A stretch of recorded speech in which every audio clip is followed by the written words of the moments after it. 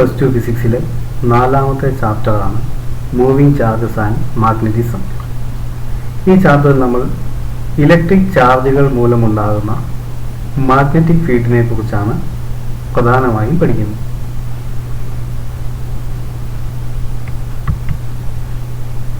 ഇന്നത്തെ ക്ലാസ് ആരംഭിക്കുന്നതിന് മുമ്പായി ഒരു ശാസ്ത്ര പ്രതിഭയെ പരിചയപ്പെടാം.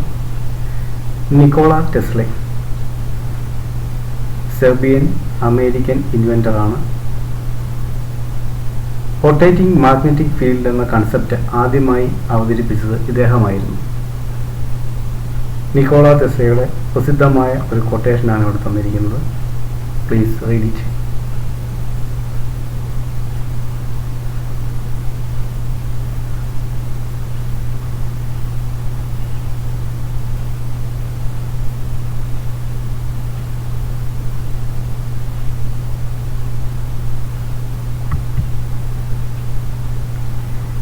ക്ലാസ് ആരംഭിക്കാം. ആദ്യ topic magnetic field. Electric field എന്താണെന്ന് ഫസ്റ്റ് ചാപ്റ്ററിൽ നമ്മൾ പഠിച്ചു. Electric field is the space surrounding A charge or A system of charges. ഒരു ചാർജിന് ചുറ്റും അല്ലെങ്കിൽ ഒരു ചാർജുകളുടെ ഒരു സിസ്റ്റത്തിന് ചുറ്റും അതിൻ്റെ ഇൻഫ്ലുവൻസ് അനുഭവപ്പെടുന്ന സ്പേസിന് നമ്മൾ പറയുന്ന പേരാണ് ഇലക്ട്രിക് ഫീൽഡ് എന്ന് പറയുന്നത്. അതുപോലെ തന്നെ the space surrounding a magnet or a current carrying conductor is called magnetic field. ഒരു മാഗ്നറ്റിന് ചുറ്റും അല്ലെങ്കിൽ കറണ്ട് ക്യാരിയിങ് കണ്ടക്ടറിന് ചുറ്റും ഉള്ള ഒരു സ്പേസ് ആണ് മാഗ്നറ്റിക് ഫീൽഡ് എന്ന് പറയുന്നത്. അതായത് ഒരു മാഗ്നറ്റിന് ചുറ്റും അതിൻ്റെ ഇൻഫ്ലുവൻസ് അനുഭവപ്പെടുന്ന സ്പേസ്, അല്ലെങ്കിൽ കറണ്ട് ക്യാരി ചെയ്യുന്ന ഒരു കണ്ടക്ടറിന് ചുറ്റും അതിൻ്റെ ഇൻഫ്ലുവൻസ് അനുഭവപ്പെടുന്ന ആ സ്പേസിന് നമ്മൾ പറയുന്ന പേരാണ് മാഗ്നറ്റിക് ഫീൽഡ് എന്ന് പറയുന്നത്. The strength or intensity of magnetic field is represented by B. Magnetic ഫീൽഡിനെ റെപ്രസെൻ്റ് ചെയ്യാൻ വേണ്ടി നമ്മൾ ഉപയോഗിക്കുന്ന ലെറ്റർ ക്യാപിറ്റൽ ബി ആണ്. ഒരു വെക്റ്റർ ആയതുകൊണ്ടാണ് നമ്മൾ വെക്റ്റർ സൈൻ ഉണ്ട്. മാഗ്നറ്റിക് ഫീൽഡ് ഇൻറ്റൻസിറ്റി എന്ന് പറയുന്ന ഒരു vector quantity. Electric field intensity vector quantity ആയിരുന്നു. അതുപോലെ തന്നെ മാഗ്നറ്റിക് ഫീൽഡ് ഇൻറ്റൻസിറ്റി ഒരു വെക്റ്റർ ക്വാണ്ടിറ്റിയാണ്. അതിനെ ബി എന്ന ലെറ്റർ കൊണ്ടാണ് നമ്മൾ റെപ്രസെൻ്റ് ചെയ്തത്. ഇലക്ട്രിക് ഫീൽഡ് ഇൻറ്റൻസിറ്റിയെ നമ്മൾ ക്യാപിറ്റൽ ഇ എന്ന ലെറ്റർ കൊണ്ടാണ് നമ്മൾ റെപ്രസെൻ്റ് ചെയ്തത്. മാഗ്നറ്റിക് ഫീൽഡ് ഇൻറ്റൻസിറ്റിയെ റെപ്രസെൻ്റ് ചെയ്യാൻ നമ്മൾ ബി എന്ന ലെറ്ററാണ് ഉപയോഗിക്കുന്നത്. ഒരു മാഗ്നറ്റിന് ചുറ്റിലും അല്ലെങ്കിൽ കറണ്ട് കടന്നു പോകുന്ന ഒരു കണ്ടക്ടറിന് ചുറ്റിലും അതിൻ്റെ ഇൻഫ്ലുവൻസ് അനുഭവപ്പെടുന്ന സ്പേസിനെ നമ്മൾ മാഗ്നറ്റിക് ഫീൽഡ് എന്ന് പറയുന്നു. രണ്ട് രീതിയിൽ മാഗ്നറ്റിക് ഫീൽഡ് ഉണ്ടാകുന്നുണ്ട്. ഒന്ന്, ഒരു മാഗ്നറ്റിന് ചുറ്റും, ഒരു കാന്തത്തിന് ചുറ്റും അതിൻ്റെ ഇൻഫ്ലുവൻസ് അനുഭവപ്പെടുന്ന സ്ഥലം മാഗ്നറ്റിക് ഫീൽഡാണ്. അതുപോലെ തന്നെ കറണ്ട് ക്യാരിയിങ് കണ്ടക്ടറിന് ചുറ്റും മാഗ്നറ്റിക് ഫീൽഡ് അനുഭവപ്പെടാറുണ്ട്. S I unit of magnetic field intensity is tesla. Magnetic field ഇൻറ്റൻസിറ്റിയുടെ യൂണിറ്റ് ടെസ്ലയാണ്. നിക്കോള ടെസ്ല എന്ന സയൻറ്റിസ്റ്റിൻ്റെ സ്മരണയ്ക്കാണ് മാഗ്നറ്റിക് ഫീൽഡ് ഇൻറ്റൻസിറ്റിക്ക് ടെസ്ല എന്ന യൂണിറ്റ് നൽകിയിരിക്കുന്നത്. ഇനി മറ്റൊരു യൂണിറ്റാണ് weber per metre square. Weber per metre square ഇത് മാഗ്നറ്റിക് ഫീൽഡ് ഇൻറ്റൻസിറ്റിയുടെ ഒരു യൂണിറ്റാണ്. മറ്റൊരു യൂണിറ്റാണ് ഗോസ്. ക്യാപിറ്റൽ ജി എന്ന ലെറ്റർ കൊണ്ടാണ് റെപ്രസെൻ്റ് ചെയ്യുന്നത്. 1 gauss is equal to 10⁻⁻⁴ tesla. ഇനി ഭൂമിയുടെ മാഗ്നറ്റിക് ഫീൽഡ് ഇൻറ്റൻസിറ്റി എന്ന് പറയുന്നത് 3.6 × 10⁻⁻5 ടെസ്ലയാണ്. X magnetic field is about 3.6 × 10⁻⁻5 Tesla.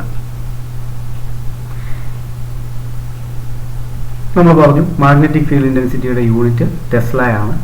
ഇനി എക്സാമിന് ചോദിക്കാം ഡിഫൈൻ 1 ടെസ്ല, അല്ലെങ്കിൽ ടെസ്ലയുടെ ഡെഫിനിഷൻ എന്താണെന്ന് നമ്മളോട് ചോദിക്കാം. നമ്മളോട് പറഞ്ഞിരിക്കുന്നത് ടെസ്ലയെ നമ്മൾ ഡിഫൈൻ ചെയ്യാൻ പോവുകയാണ്.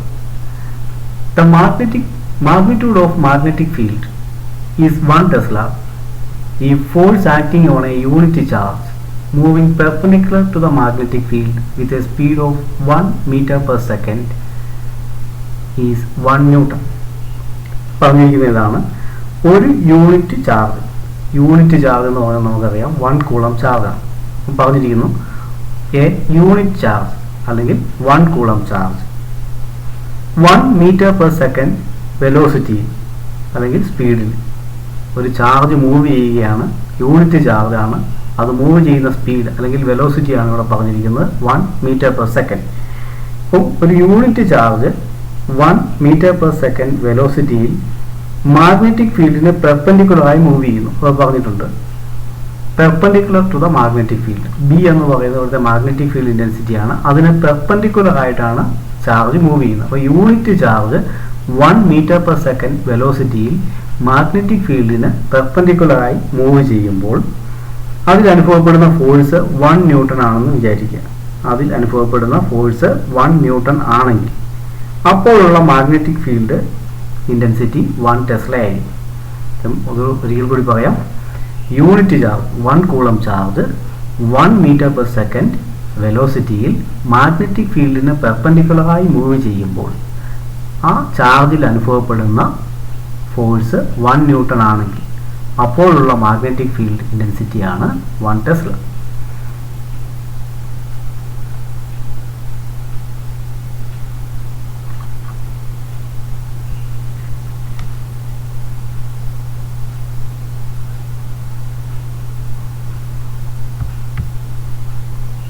മാഗ്നറ്റിക് ഫീൽഡ് ഇൻറ്റൻസിറ്റിയുടെ ഡയമെൻഷൻ എന്താണെന്ന് നമുക്ക് നോക്കാം. മാഗ്നറ്റിക് ഫീൽഡ് ഇൻറ്റൻസിറ്റി കാണാനുള്ള ഇക്വേഷനാണ് B = F/Q × V. എഫ് എന്ന് പറയുന്നത് ഇതിൽ നമ്മൾ പറഞ്ഞു മാഗ്നറ്റിക് ഫീൽഡിൽ ഒരു ചാർജ് V വെലോസിറ്റിയിൽ മൂവ് ചെയ്യുന്ന കാര്യമാണ് നമ്മൾ പറഞ്ഞുകൊണ്ടിരുന്നത്. മാഗ്നറ്റിക് ഫീൽഡ് ഇൻറ്റൻസിറ്റി B ആണ്. അതിൽ Q എന്ന് പറയുന്ന ഒരു ചാർജ് V വെലോസിറ്റിയിൽ മൂവ് ചെയ്യുമ്പോൾ അതിൽ അനുഭവപ്പെടുന്ന ഫോഴ്സ് അതാണ് F. അപ്പം B = F/QV. ഇവിടെ നമുക്ക് ഇതിൻ്റെ ഡയമെൻഷൻ കണ്ടുപിടിക്കാം. എഫ് എന്ന് പറയുന്നത് ഫോഴ്സാണ്. ഫോഴ്സിൻ്റെ ഡയമെൻഷൻ mL/T⁻². നമുക്കറിയാം മാസ് ഇൻറ്റു ആക്സിലറേഷൻ, അതാണ് ഫോഴ്സ് കാണുന്നത്. അപ്പം മാസിൻ്റേത് m വന്നു, ആക്സിലറേഷൻ്റേത് L/T⁻². അപ്പോൾ ഫോഴ്സിൻ്റെ ഡയമെൻഷൻ mL/T⁻² എന്ന് ലഭിച്ചു. ഇനി ചാർജിൻ്റെ ഡയമെൻഷൻ നമ്മൾ പറഞ്ഞിട്ടുണ്ട്. ചാർജ് എന്ന് പറയുന്നത് കറണ്ട് ഇൻറ്റു ടൈമാണ്. Charge = current into time. ഇനി അങ്ങനെയെങ്കിൽ നമുക്ക് ചാർജിൻ്റെ ഡയമെൻഷൻ എഴുതാം. കറണ്ടിൻ്റെ ഡയമെൻഷൻ I ആണ്, ടൈമിൻ്റേത് T ആണ്. അപ്പോൾ ചാർജിന് പകരം നമുക്ക് I × T എന്ന് എഴുതാം. അതാണ് ഇവിടെ Qവിന് പകരം നമുക്ക് IT എന്ന് എഴുതാം. ഇനി വെലോസിറ്റിയുടെ ഡയമെൻഷൻ L/T⁻². L/T⁻². അപ്പോൾ നമുക്ക് ഇതിനെ സിംപ്ലിഫൈ ചെയ്യുമ്പോൾ m ഉണ്ട്, അതുപോലെ തന്നെ L മുകളിലും താഴെ ന്യൂമറേറ്ററിലും ഡിനോമിനേറ്ററിലുമുള്ള L ക്യാൻസലായി പോകും. ഇവിടെയുള്ള T ഉണ്ട്, അതുപോലെ T⁻⁻1 ഉണ്ട്, അത് തമ്മിൽ ക്യാൻസലായി പോകും. അപ്പോൾ നമുക്ക് കിട്ടും mT⁻². I ഡിനോമിനേറ്ററിലുള്ള ഐയും കൂടെ ന്യൂമറേറ്ററിലേക്ക് വരുമ്പോൾ I⁻⁻1 എന്ന് കിട്ടും. അപ്പോൾ dimension of magnetic field intensities mT⁻², I⁻⁻1.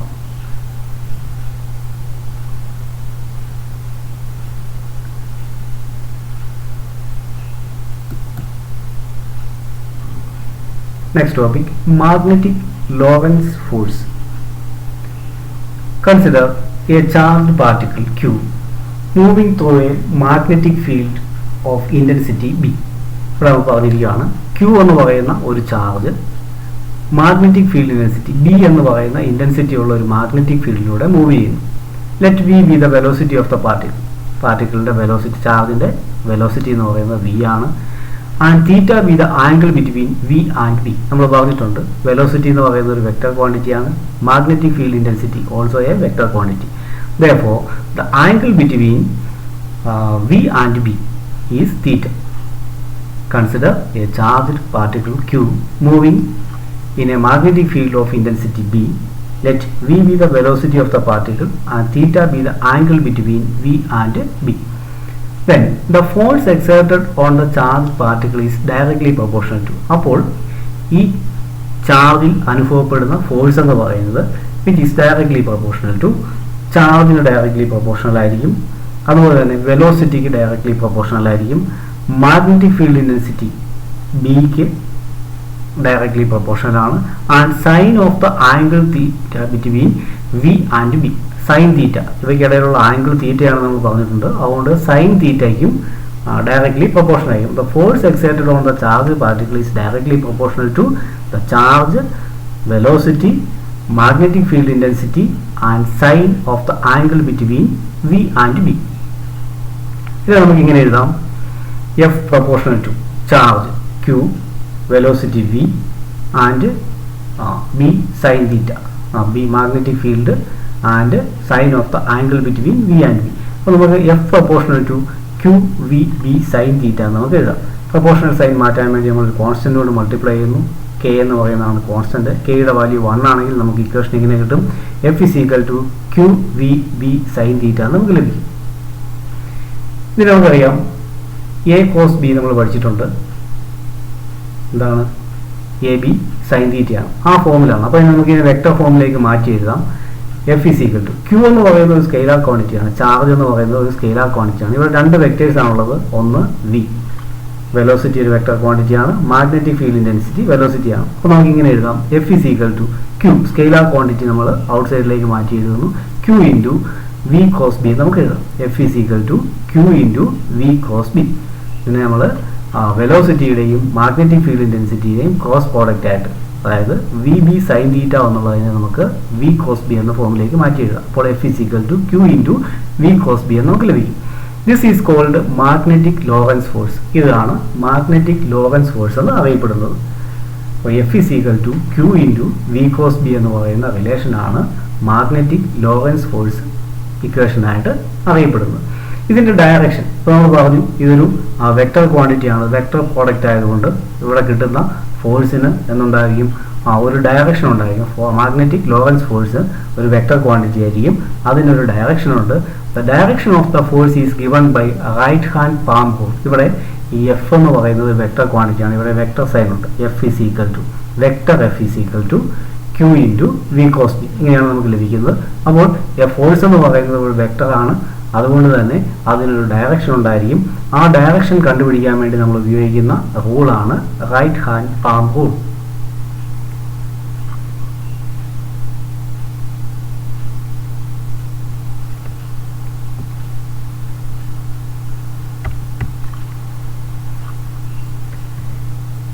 ഇനി മാഗ്നറ്റിക് ലോറൻസ് ഫോഴ്സിലെ രണ്ട് കണ്ടീഷൻസ് ആണ് നമ്മൾ പറയുന്നത്. First condition, if the charge is moving parallel to the magnetic field. Charge magnetic ഫീൽഡിന് പാരലൽ ആയിട്ടാണ് മൂവ് ചെയ്യുന്നത്. ചാർജും മാഗ്നറ്റിക് ഫീൽഡും ഒരേ ഡയറക്ഷനിലാണ്. അങ്ങനെയെങ്കിൽ അവയ്ക്കിടയിലുള്ള ആംഗിൾ 0 ഡിഗ്രി ആയിരിക്കും. രണ്ടും ഒരേ ഡയറക്ഷനിലാണെങ്കിൽ angle theta is equal to 0 degree. അപ്പോൾ നമ്മുടെ ഇക്വേഷൻ ഇതായിരുന്നു, F is equal to Q V B sine theta എന്നായിരുന്നു. ഇവിടെ സൈൻ തീറ്റയുടെ വാല്യൂ 0 ഡിഗ്രി ആയതുകൊണ്ട് സൈൻ 0 എന്ന് വരും. സൈൻ 0യുടെ വാല്യൂ 0 ആണ്, അതുകൊണ്ട് എഫ് ഇസ് ഈക്വൽ ടു നമുക്ക് 0 എന്ന് ലഭിക്കും. അപ്പം ചാർജും മാഗ്നറ്റിക് ഫീൽഡും പാരലൽ ആണെങ്കിൽ, മാഗ്നറ്റിക് ഫീൽഡിൻ്റെ അതേ ഡയറക്ഷനിലാണ് ചാർജ് മൂവ് ചെയ്യുന്നതെങ്കിൽ ഫോഴ്സ് 0 ആയിരിക്കും. ഇതായിരിക്കും ഫോഴ്സിൻ്റെ മിനിമം വാല്യൂ എന്ന് പറയുന്നത്. അപ്പം ഫോഴ്സിൻ്റെ മിനിമം വാല്യൂ എത്രയാണ്? 0 ആണ്. അത് എപ്പോഴാണ് ലഭിക്കുന്നത്?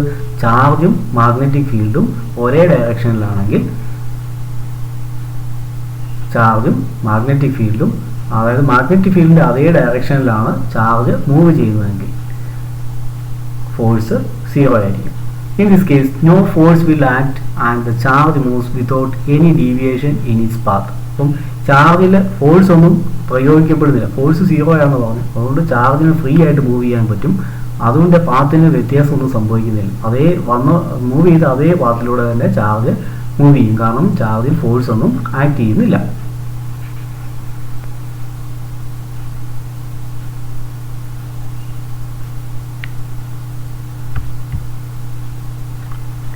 ഇനി case 2, if the charge is moving perpendicular to the magnetic field. Charge magnetic ഫീൽഡിന് പെർപെൻഡിക്കുലർ ആയിട്ടാണ് മൂവ് ചെയ്യുന്നതെങ്കിൽ angle theta is equal to 90 degree ആയിരിക്കും. പെർപെൻഡിക്കുലർ ആണെങ്കിൽ ആംഗിൾ 90 ഡിഗ്രി ആയിരിക്കും. അപ്പോൾ F is equal to Q V B sine 90 നമുക്ക് വരും. Sine 90യുടെ വാല്യൂ 1 ആണ്, അതുകൊണ്ട് F is equal to B Q V നമുക്ക് ലഭിക്കും. F is equal to B Q V. This is the maximum value of force. അപ്പോൾ ഒരു magnetic ഫീൽഡിൽ മൂവ് ചെയ്യുന്ന ചാർജിൽ അനുഭവപ്പെടാവുന്ന മാക്സിമം ഫോഴ്സ് എന്ന് പറയുന്നത് ബി ക്യൂ വി ആണ്. മാക്സിമം ഫോഴ്സ് എപ്പോഴാണ് ആക്ട് ചെയ്യുന്നത്? പെർപെൻഡിക്കുലർ ആകുന്ന സമയത്ത്. ചാർജ് മാഗ്നറ്റിക് ഫീൽഡിന് പെർപെൻഡിക്കുലർ ആയിട്ട് മൂവ് ചെയ്യുകയാണെങ്കിലാണ് ഫോഴ്സ് മാക്സിമം ആകുന്നത്. ഫോഴ്സിൻ്റെ maximum value F is equal to B Q V ആയിരിക്കും.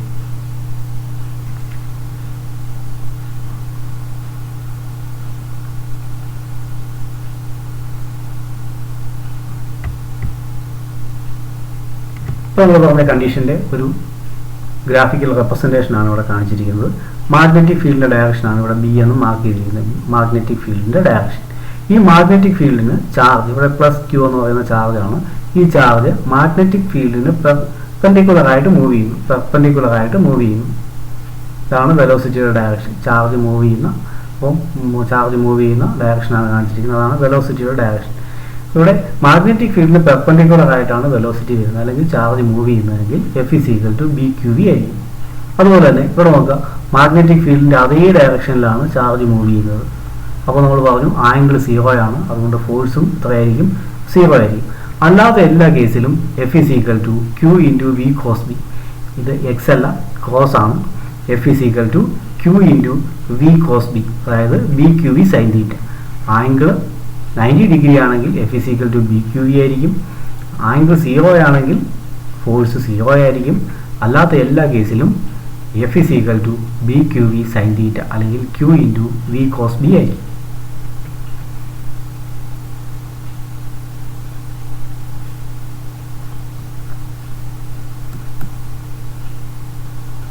നമ്മൾ പറഞ്ഞു മാഗ്നറ്റിക് ഫീൽഡ് മൂലം അനുഭവപ്പെടുന്ന ചാർജിൽ അനുഭവപ്പെടുന്ന ഫോഴ്സിൻ്റെ ഡയറക്ഷൻ കണ്ടുപിടിക്കാനായിട്ട് റൈറ്റ് ഹാൻഡ് പാം റൂളാണ് നമ്മൾ യൂസ് ചെയ്യുന്നതെന്ന് പറഞ്ഞു.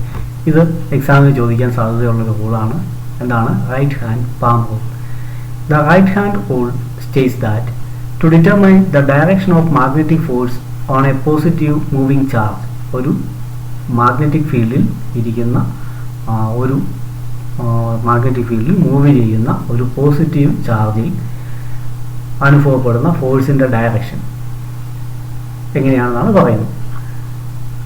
ഇതിനു വേണ്ടിയിട്ട് നമ്മൾ ചെയ്യുന്നത് point the thumb of the right hand in the direction of V. വെലോസിറ്റിയുടെ ഡയറക്ഷനിൽ തമ്പ് വരത്തക്ക രീതിയിൽ നമ്മുടെ റൈറ്റ് ഹാൻഡിനെ നമ്മൾ പിടിക്കുന്നു. നമ്മുടെ റൈറ്റ് ഹാൻഡിൻ്റെ പാം നമ്മൾ സ്ട്രെച്ച് ചെയ്യുന്നു. അപ്പോൾ വെലോസിറ്റിയുടെ ഡയറക്ഷനിൽ തമ്പ് വരത്തക്ക രീതിയിലാണ് നമ്മൾ കൈ പിടിക്കുന്നത്. The fingers in the direction of B. മറ്റ് ഫിംഗേഴ്സിൻ്റെ ഡയറക്ഷൻ ബിയുടെ ഡയറക്ഷൻ മാഗ്നറ്റിക് ഫീൽഡിൻ്റെ ഡയറക്ഷൻ ആയിരിക്കും. And a perpendicular to the palm points in the direction of force. അപ്പോൾ ഈ കൈപ്പത്തിയിലേക്ക് മുകളിൽ നിന്ന് താഴേക്ക് വന്ന് പതിക്കുന്ന ഒരു പെർപെൻഡിക്കുലർ, അതിൻ്റെ ഡയറക്ഷൻ ആയിരിക്കും ഫോഴ്സ് എന്ന് പറയുന്നത്. നമുക്ക് ഫിഗറിലേക്ക് പോകാം, അപ്പോൾ നമുക്ക് ക്ലിയർ ആകും. നോക്കുക, right hand palm rule. Right hand നമ്മൾ സ്ട്രെച്ച് ചെയ്തിരിക്കുന്നു. അതിൻ്റെ തമ്പ് വെലോസിറ്റിയുടെ ഡയറക്ഷനിൽ തമ്പ് വരത്തക്ക രീതിയിലാണ് നമ്മൾ പിടിച്ചിരിക്കുന്നത്. മാഗ്നറ്റിക് ഫീൽഡിൻ്റെ ഡയറക്ഷനിലാണ് മറ്റ് ഫിംഗേഴ്സ് വന്നിരിക്കുന്നത്. Fingers pointing the direction of magnetic field and thumb points the direction of velocity. Then the perpendicular to the palm represents the direction of force.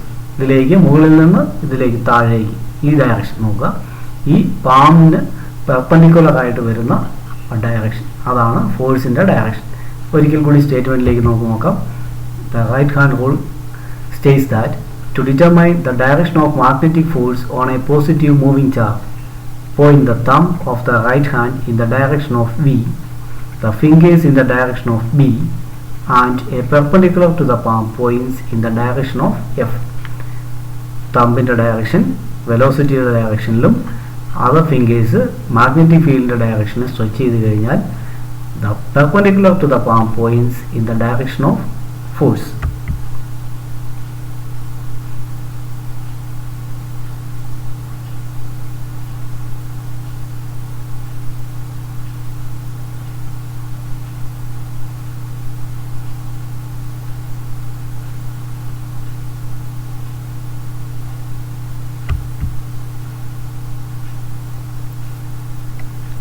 നമ്മൾ മാഗ്നറ്റിക് ലോറൻസ് ഫോഴ്സ് പറഞ്ഞു. ഇനി എന്താണ് Lorentz force എന്നാണ് നമ്മൾ അടുത്തതായി നോക്കുന്നത്.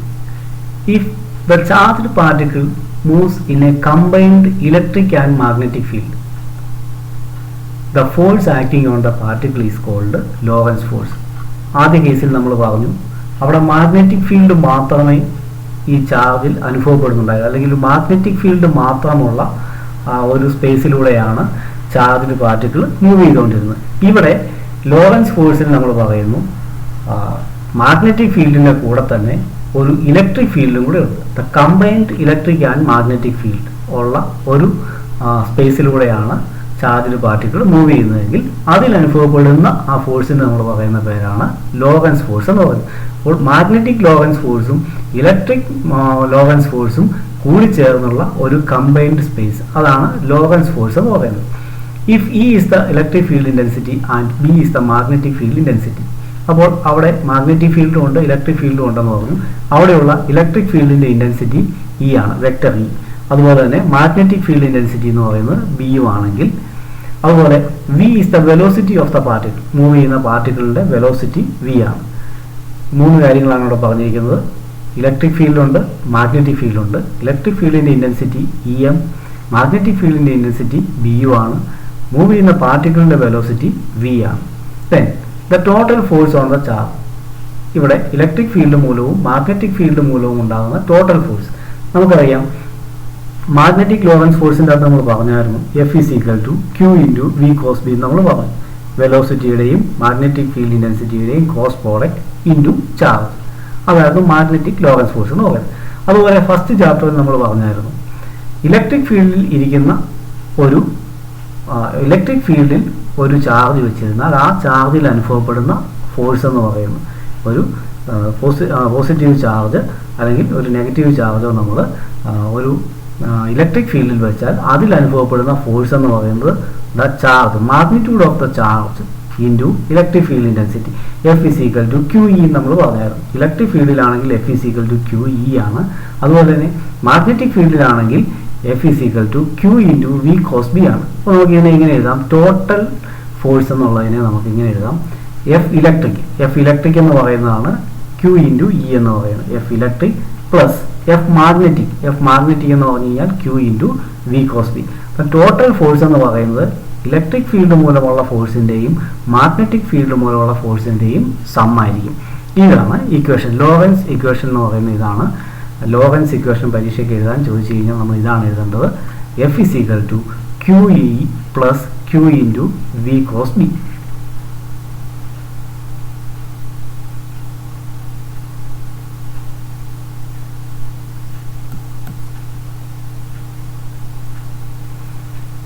Electric force acting on a charged particle whether at rest or in motion. ഒരു charge റെസ്റ്റിലാണെങ്കിലും മോഷനിലാണെങ്കിലും അതിൽ ഇലക്ട്രിക് ഫോഴ്സ് ആക്ട് ചെയ്യും. റെസ്റ്റിലുള്ള ചാർജ് പാർട്ടിക്കിളിലും മൂവിങ് ചാർജ് പാർട്ടിക്കിളിലും ഇലക്ട്രിക് ഫോഴ്സ് ആക്ട് ചെയ്യും. But magnetic force acts only on a moving charge particle. Move ചെയ്യുന്ന ചാർജ് പാർട്ടിക്കിൾ, റെസ്റ്റിലുള്ള ചാർജ് പാർട്ടിക്കിളിൽ മാഗ്നറ്റിക് ഫോഴ്സ് ആക്ട് ചെയ്യുന്നില്ല. ഇലക്ട്രിക് ഫോഴ്സ് റെസ്റ്റിലുള്ള പാർട്ടിക്കിളിലും മൂവിങ് പാർട്ടിക്കിളിലും ആക്ട് ചെയ്യുന്നു. എന്നാൽ magnetic force acts only on moving charge particle. അതായത് F magnetic is equal to 0, വിയുടെ വാല്യൂ 0 ആണെങ്കിൽ നമ്മൾ മുമ്പ് പറഞ്ഞ ഇക്വേഷനിലേക്ക് നമുക്ക് പോകാം. F is equal to Q into V cos B. ഇതാണ് നമ്മുടെ ഇക്വേഷൻ, മാഗ്നറ്റിക് ഫോഴ്സിന്റെ equation. F is equal to Q into V cos B. ഇവിടെ വിയുടെ വാല്യൂ റെസ്റ്റിലാണെങ്കിൽ വിയുടെ വാല്യൂ 0 ആയിരിക്കും. അതുകൊണ്ട് തന്നെ 0യുടെ ക്രോസ് പ്രോഡക്റ്റ് എന്ന് പറയുന്നത് 0 ആണ്. അതുകൊണ്ട് നമുക്ക് എഫിന്റെ വാല്യൂ നമുക്ക് 0 കിട്ടും. അതായത് വെലോസിറ്റി 0 ആണെങ്കിൽ മാഗ്നറ്റിക് ഫോഴ്സ് എന്ന് പറയുന്നത് 0 ആയിരിക്കും എന്നാണ് പറഞ്ഞിരിക്കുന്നത്. F magnetic is equal to 0 if V is equal to 0. റെസ്റ്റിലുള്ള പാർട്ടിക്കിൾ അതിന്റെ വെലോസിറ്റി 0 ആയിരിക്കും. അതുകൊണ്ട് തന്നെ അതിന്റെ മാഗ്നറ്റിക് ഫോഴ്സ് എന്ന് പറയുന്നത് 0 ആയിരിക്കും. ഇത്രയാണ് നമുക്ക് ഫസ്റ്റ് ക്ലാസ്സിൽ പഠിക്കാനുള്ളത്. ലോറൻസ് ഇക്വേഷനെ കുറിച്ച് നമ്മൾ പറഞ്ഞായിരുന്നു. മാഗ്നറ്റിക് ലോറൻസ് ഫോഴ്സ് ഉണ്ട്, അതുപോലെ തന്നെ ലോറൻസ് ഫോഴ്സ് ഇലക്ട്രിക് ഫീൽഡും മാഗ്നറ്റിക് ഫീൽഡും വരുന്ന ടോട്ടൽ ഫോഴ്സ് ഉണ്ട്. ചാർജ്ഡ് പാർട്ടിക്കിൾ ഇലക്ട്രിക് ഫീൽഡിലും മാഗ്നറ്റിക് ഫീൽഡിലും ആയിരിക്കുമെങ്കിൽ അനുഭവപ്പെടുന്ന ഫോഴ്സ് ലോറൻസ് ഫോഴ്സ് അല്ലെങ്കിൽ ലോറൻസ് ഇക്വേഷൻ നമ്മൾ പറഞ്ഞു. ഇത് ആവിഷ്കരിച്ചത് ഹെൻറിക് ആന്റോൺ ലോറൻസ് എന്ന ഡച്ച് ഫിസിസ്റ്റ് ആണ്.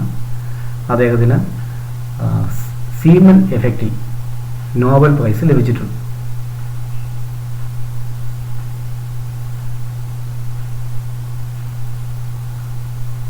ഈ ക്ലാസ് എല്ലാവർക്കും മനസ്സിലായി കാണുമെന്ന് വിചാരിക്കുന്നു. അടുത്ത ക്ലാസ്സിൽ നമുക്ക് വീണ്ടും കാണാം. Thank you.